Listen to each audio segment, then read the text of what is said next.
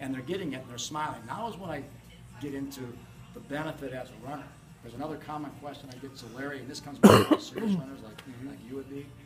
So, okay, I get on this machine. How is this really going to work when I go outside? It's the smartest question that you could ask me, because that's really, aside from removing the impact and avoiding injury almost altogether, and we'll talk about that a little bit more, this machine will improve your running mechanics so much so that you will actually improve your performance over time outside, unlike any other machine that you've ever used. Let me explain why.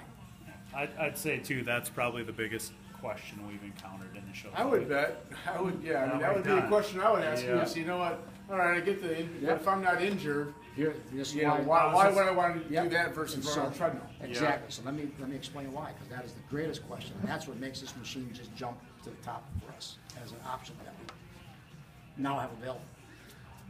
If you go through the running mechanics, and then I said, well, I'm a physical educator and a coach. That's my training in college. I ran in college, so I was fortunate enough to have a really good college coach that taught us running mechanics and form and such. On this machine, runners are notorious for having quad dominant issues, which leads to injuries as well. That being said, this machine is engineered to allow us to fix those muscles imbalances while we are running. Since we're the motor, nothing happens on here unless we make it happen.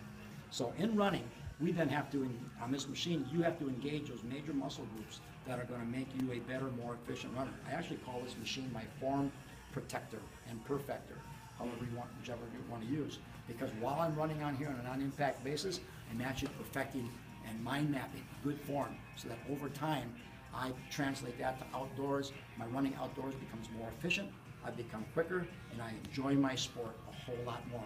Whenever you can do something easier and more efficient, you're going to enjoy the experience outside. So this makes you better. And here's how it does. It makes you more efficient and faster by engaging your hamstrings. In order to be fast as a runner, you want to increase your cadence. It's all about leg turnover, not stride. Stride comes as we increase our cadence and lengthen that out.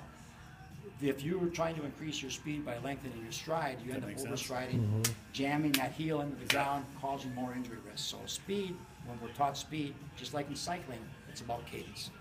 So how you get a faster cadence? Let me teach you the pendulum theory. The pendulum theory is, if I had a grandfather clock and I wanted to have that pendulum go back and forth faster, I would raise the weight up. The pendulum goes back and forth faster. Actually, from a physics standpoint, it takes less energy to make that happen. If I want that pendulum to go slower, put the weight down, goes back and forth slower, it takes more energy. In running, your upper thigh is your pendulum. The weight is your heel. So if you watch the pros, or in college, our coach had us do butt kicking drills. Okay? The higher I have this weight, the quicker this pendulum goes back and forth with less energy being expended. Thus, as I practice that and get a mind map and I get my hamstrings stronger, I'm going to be able to run faster with a higher cadence, expend less energy, which is why when you watch the Olympic athletes, they're almost kicking their butt on every stride, almost looking like a sprinter to some degree. And that's how they can go that fast, that long. Purely mechanics. And that's relative to everyone, no matter what speed you're running at. So think about that. Get higher heel lift. So the next thing then is your glutes, because now that I got the heel up, all right, I got to repeat the motion. The motion is repeated by the pull through, which is a function of your glutes. So strong hamstrings for getting the heel up higher, longer, and strong glutes for pulling it through, so you can repeat the process for a marathon, a 50 mile, whatever distance you run, all right? And that all ties into a stronger core. So tell me what the treadmill's been doing to us over all these years. Pulling your foot through for you. We've been cheating on the final exam, man. I have done 5-hour workouts on my treadmill in Wisconsin, getting ready for a spring ultra or the Boston Marathon, because I had no choice. And I could never understand, and I should have, but I just didn't put two and two together, why after doing a great workout on the treadmill, I go outside and I feel like a dog. Well, you know what? We're cheating our glutes for the pull-through because the belt is just doing it for us. We're having great times based upon the speed of the belt, but I'm cheating my muscles. And my hamstring's not getting work for that heel lift like it should. So this is why I say, as runner to runner, get rid of your treadmill, my friend. Seriously, get to Boston. This will help perfect your form. It'll perfect your efficiency and speed, and could be the defining thing that might make that extra difference, besides the different types of workouts and stuff.